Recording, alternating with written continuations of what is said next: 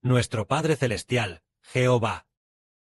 Él ama mucho a su esposa original, pero él tiene una prefiguración, es decir, que tenía que esperar hasta después de que el Señor Cristo fuera crucificado, este pacto quedara abolido, y entonces su corazón se volvería hacia su esposa.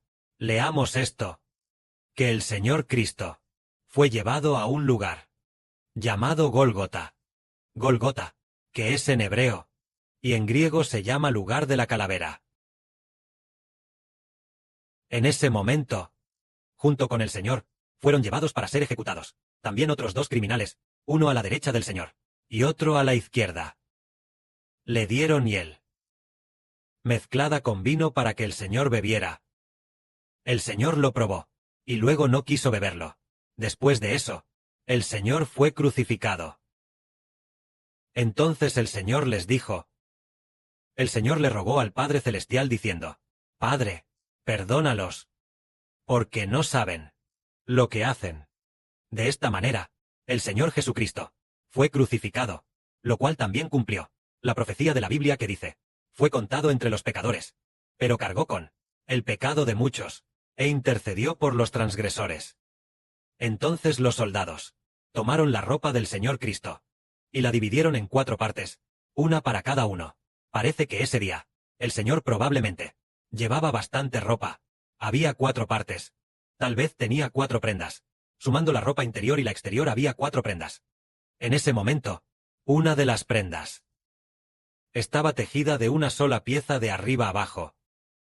Así que no era fácil de dividir. Por eso dijeron, no la rompamos, echemos suertes, para ver a quién le toca. Esto cumplió exactamente lo que dice la Biblia. Repartieron entre sí mis vestidos, y sobre mi túnica echaron suertes. Es maravilloso. Antes de que el Señor Cristo viniera al mundo, las profecías sobre el Señor ya estaban escritas en la Biblia.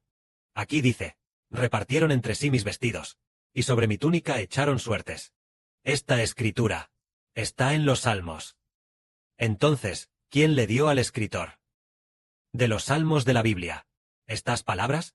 Fue el Espíritu del Señor Cristo, quien se las dio al escritor de la Biblia. Aunque estas palabras repartieron mi ropa interior, repartieron mis vestidos, y sobre mi túnica echaron suertes, tal vez provienen de David, o de algún profeta de aquella época que las registró. Fue que él escuchó, este profeta escuchó las palabras del Señor Cristo y las registró. ¿Quién iba a pensar que el Señor Jesús encarnado, de hecho cumpliría esto que dice? Repartieron entre sí mis vestidos, y sobre mi túnica echaron suertes. Nótese que aquí dice, fue contado entre los pecadores, pero cargó con el pecado de muchos, e intercedió por los transgresores. Esta frase proviene del libro del profeta Isaías. El profeta Isaías, cuando recibió estas palabras, fue el Espíritu Santo quien le habló, y el Espíritu Santo le dijo, es decir, le reveló, que el Hijo de Dios sería entregado a la muerte en el futuro, porque, al ser entregado a la muerte, sería contado entre los pecadores, y además intercedería por los pecados de muchos. En ese momento, la gente, Pilato escribió un letrero. Y en este letrero estaba escrito, este es el Rey de los Judíos, Jesús el Nazareno. Decía que el Señor Jesús era el Rey de los Judíos.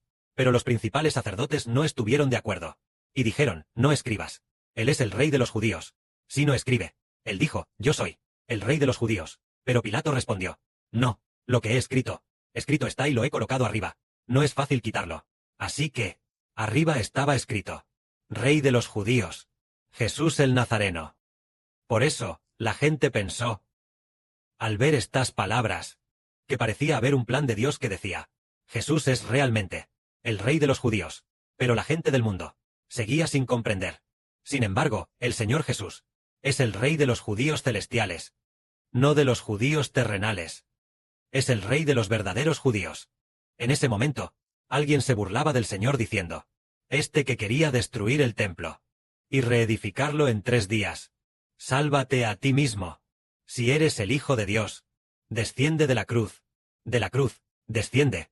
De esta manera se burlaban de él. A otro salvó, pero a sí mismo no se puede salvar.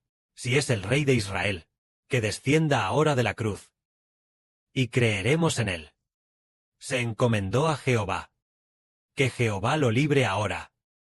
Si de veras le agrada, que lo rescate, porque dijo, soy el Hijo de Dios. De esta manera, se burlaban continuamente de nuestro Señor Jesucristo.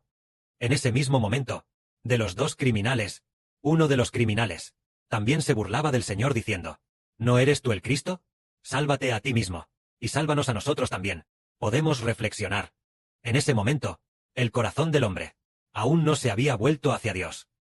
Incluso cuando el Hijo de Dios fue crucificado, incluso los criminales se burlaban de él.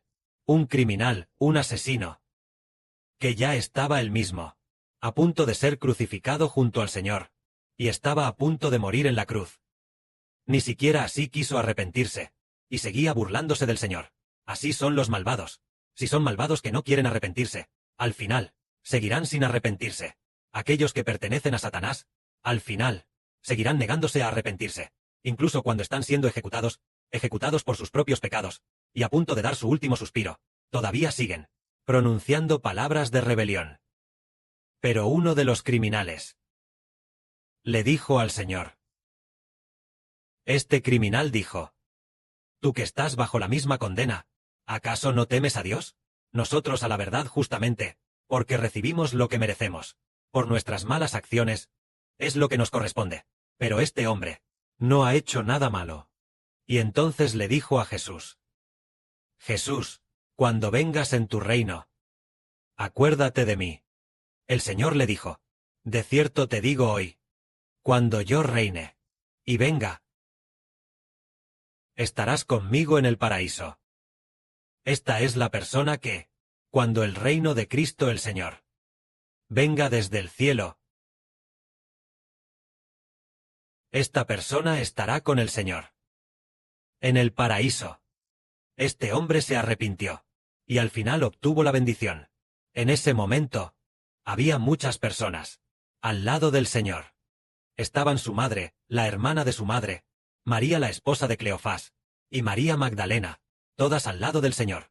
En ese momento, el Señor estaba a punto de expirar. Él le dijo a su propia madre, a María, mujer, ahí tienes a tu hijo. Y luego le dijo a aquel discípulo, que es Juan. Al apóstol Juan le dijo, mira, ahí tienes a tu madre. Y así, el apóstol Juan, desde aquel momento, tomó a la madre del Señor, como su propia madre. Comenzando a las 12 del mediodía, la oscuridad cubrió toda la tierra.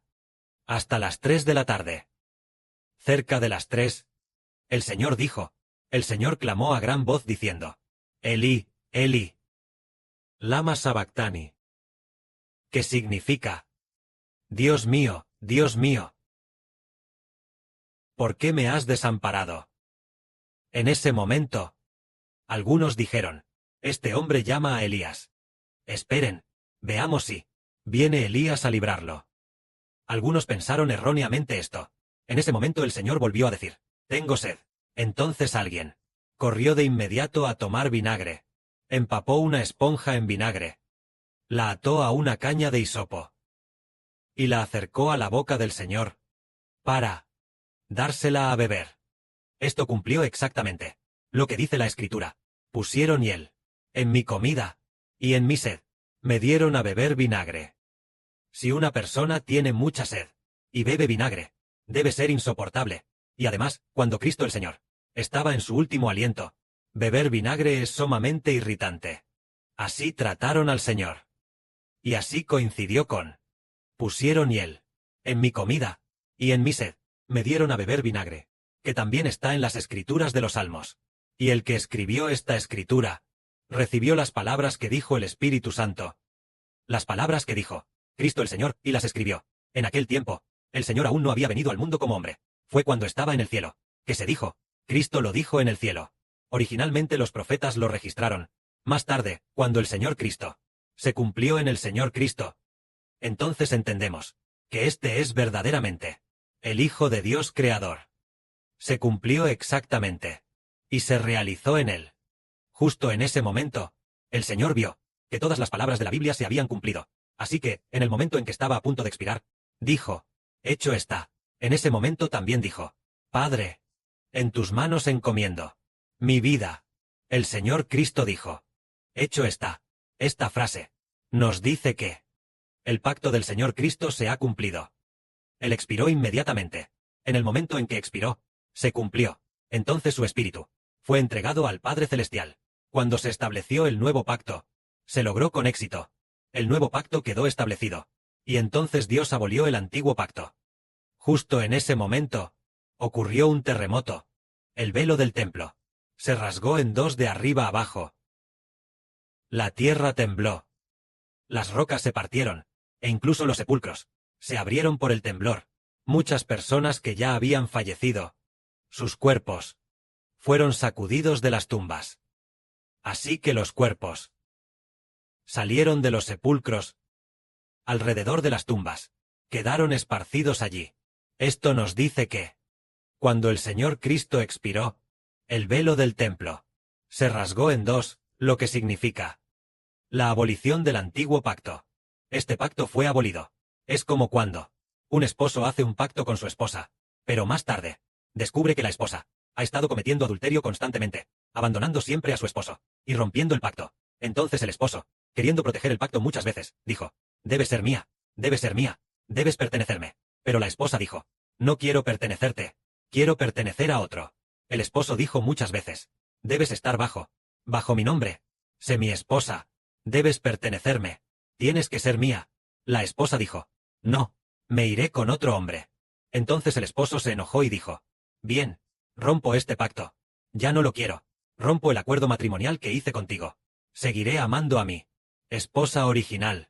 Ella siempre me ha sido fiel. Ella me es fiel. Y aunque ni un solo hijo me ha dado a luz, yo la amo, y a través del Evangelio haré que tenga muchos hijos. Así, el reino de los cielos, a través del Evangelio, obtuvo muchísimos hijos. El reino de los cielos, a través del Evangelio, obtiene hijos, y no a través de la procreación física. Obtener hijos de Dios. El reino de los cielos es como una mujer, que es la esposa de Dios. La esposa de Dios, no a través de la forma de dar a luz a hijos. No hizo que nacieran hijos, y luego continuamente multiplicarse hasta convertirse en muchos hijos. No es obteniendo hijos a través de esto, sino que Dios a través de la redención dijo: esposa mía, ya que no tienes hijos, pero yo, a través de la redención, a través de mi Hijo, la redención de la crucifixión, así que a muchas personas las redimió, para que sean tus hijos, para convertirse en tus propios hijos, porque mi espíritu mora dentro de estos hijos, y así se convierten en tus propios hijos. De esta manera, esta mujer originalmente no tenía hijos. Ella tampoco lo sabía. De repente obtuvo tantos hijos para ella. ¿De dónde vienen? Es del Evangelio, obtenido a través de la redención, comprado para su propia esposa. Que la gloria sea para el Padre y el Señor. Amén.